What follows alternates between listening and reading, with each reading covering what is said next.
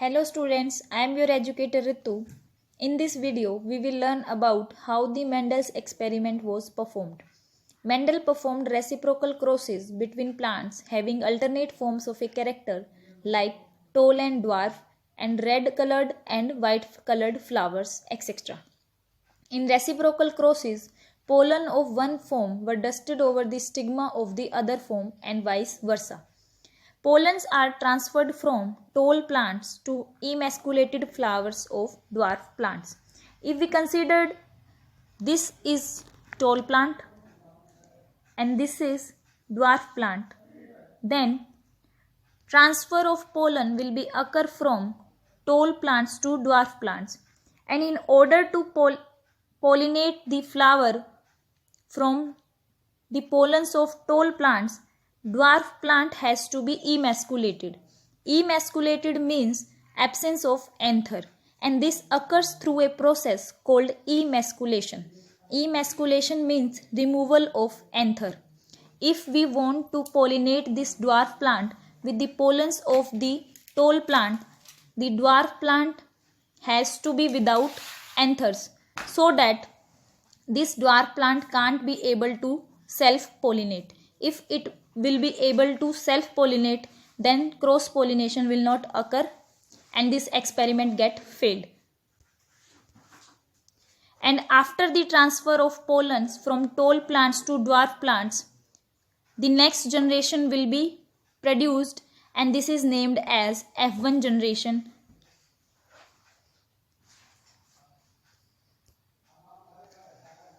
As you can see, these parents are considered as tall and dwarf, and there is cross occur between tall plant and dwarf plant. Then in next generation only tall plants are produced and the next generation is named as F1 generation. Then there is selfing of F1 generation, that means tall plants are crossed with tall plants, and the next generation the offsprings are produced consist of both tall and dwarf plant, and the next generation is named as F2 generation. As you can see, this tall plant is crossed with dwarf plant, and after that tall plants are produced and this generation is named as F1 generation. After that F1 generation is get selfed, that means tall plants are allowed to cross with tall plants, and after that offsprings are produced. They consist of tall and dwarf plants both, and this generation is known as F2 generation. I hope you will get this. Now, what are the results of this experiment? Number 1, F1 plants of reciprocal crosses were similar. As you can see this F1 plant, as you can see this F1 plant is similar in reciprocal crosses. That means that if we cross tall plant with dwarf plant or dwarf plant with tall plant, the result will be the same, that is tall. It will be same in case of if we cross between red flowered and white flowered or white flowered and red flowered, the answer will be the red flowered. That means F1 generation will consist of red flowered. Second, F1 plants were not intermediate between the two alternate traits of a character. The parents were tall and dwarf, and the F1 generation is also tall. So that means F1 generation is not intermediate between the two alternate traits of a character. That means F1 generation is not in between tall and dwarf, it is only tall. In F1 generation, they always resembled one parents in having a single alternate trait of this character. As you can see this, when we cross tall and dwarf plant, F1 generation consists of tall plants. That means F1 generation is similar with one of the parents, that is with tall parent. In F2 generation, both the parental traits of the characters are expressed. As in case of F1 generation, only one parent is expressed But in F2 generation, both the parents are expressed. Both the characters of the parents are expressed.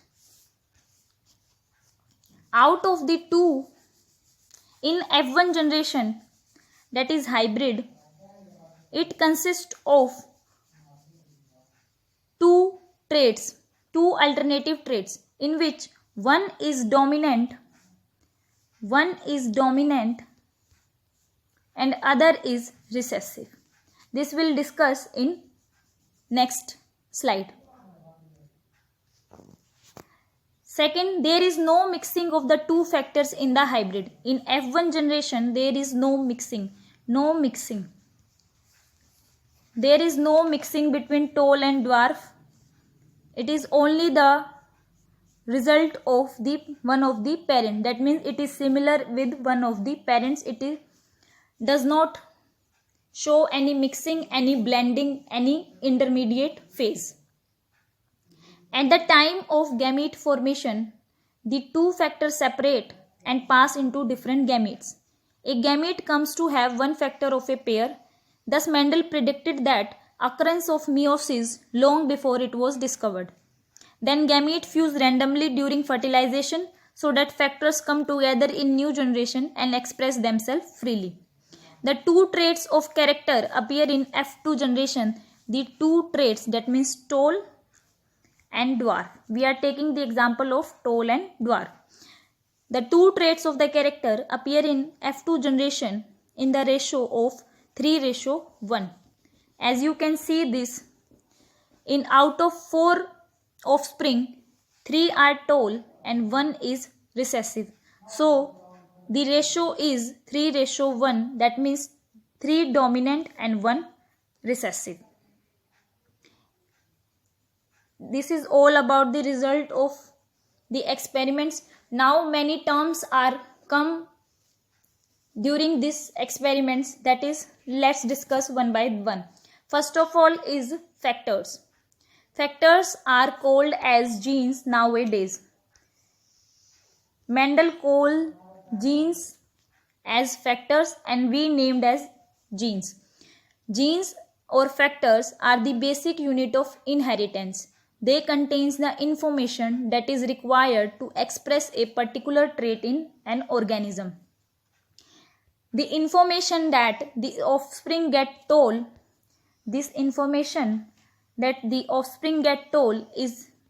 resides behind a gene. That's why gene is the basic unit of inheritance. They contain the information that is required to express a particular trait in an organism. Now alleles. Alleles are alternate form of a characters. Genes which code for pair of contrasting traits are known as alleles. It is its official scientific definition. Genes which code for pair of contrasting traits are known as alleles. We can say that these are alternative form of a character. For example, if tall is shown by capital T and dwarf is shown by small t, then capital T and small t are alleles of each other. The character is tallness, which has two alleles, capital T tall, small t dwarf, and capital T and small t are alleles of each other. As you can say that for a characters, these are the alternative form. Character is height and alternative form is tall and dwarf. Tall and dwarf. I again repeat this. Alleles are the alternative form of a character. If we considered character is height, then its alleles will be 2. T, capital T and small t. Capital T for tall and small t for dwarf. I hope you can understand this. Now F1 generation. After the crossing between the parents, if we take the example of tall plant and dwarf plant, if the cross occur between tall plant and dwarf plant, then the first generation will be produced, that is known as F1 generation. F1 means first filial. you can say that first filial or F1 generation. Now F2 generation, after the offspring, the generation or offspring obtained after the selfing of first generation, that means F1 generation. F1 generation selfing ke, and then we obtained F2 generation. The F2 generation obtained by F1 generation. When there is selfing between F1 generation, then the new offsprings are produced, which is considered as the next generation, and this next generation is named as F2 generation. That means second filial. You can write as second filial or F2 generation. Now monohybrid cross. The cross in which only two alternate forms of a single character are taken into consideration is called monohybrid cross. This diagram is an example of monohybrid cross, because in this two alternative forms are taken of a single character. Single character is height and its two alternative forms are tall and dwarf. Tall is represented by capital T and dwarf is represented by small t. So the definition of monohybrid cross will be this: the cross in which only two alternate forms of a single character are taken into consideration, that is called monohybrid cross. I hope you all get this. Now we can understand this monohybrid cross with the help of a Punnett square. This square-like structure is named as Punnett square because it was developed by a British genetist named Reginald C. Punnett. The definition of Punnett square can be defined as that it is a graphical representation to calculate the probability of all possible genotypes of offspring in a genetic cross.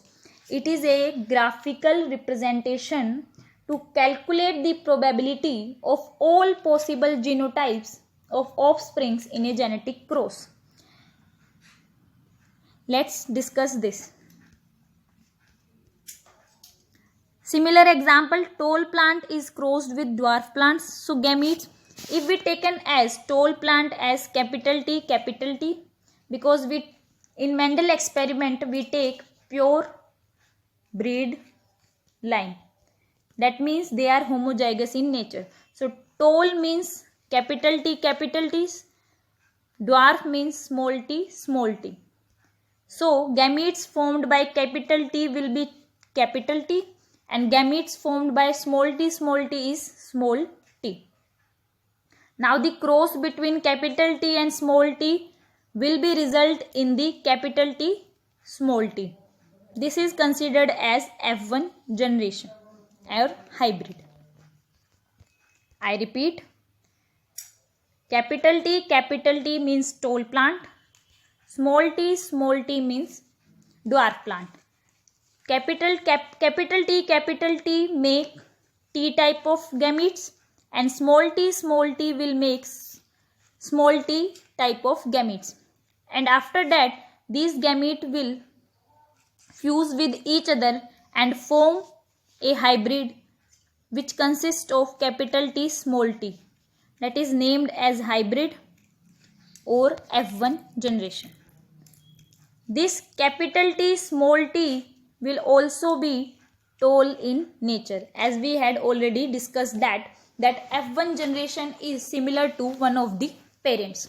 Now selfing will occur between F1 generation. F1 generation is capital T, small t.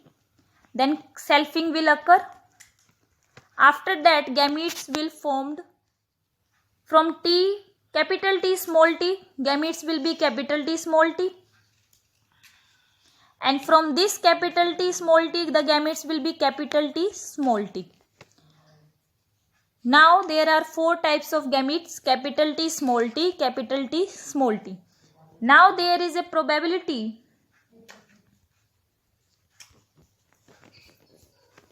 of this capital T is to fuse with this capital T and with this small t. Similarly, this small t has a probability to fuse with small t and this small t. So, when T and capital T and T get fused, then offsprings will consist of TT, TT, TT and small tt. I repeat, that is capital T, small t, capital T, small t. Now the genotype will be capital T, capital T, capital T, small t, capital T, small t and small t, small t.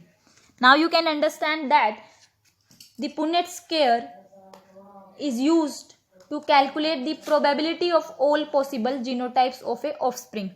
As the parents are capital T, small t and capital T and small t, but we don't know about the genotype of the offsprings. So with the help of Punnett square, we can calculate the probability. So the phenotypic ratio is 3:1, that means tall ratio dwarf, and genotypic ratio consists of 3:2:1. This will be discussed later. Now first of all, what is homozygous?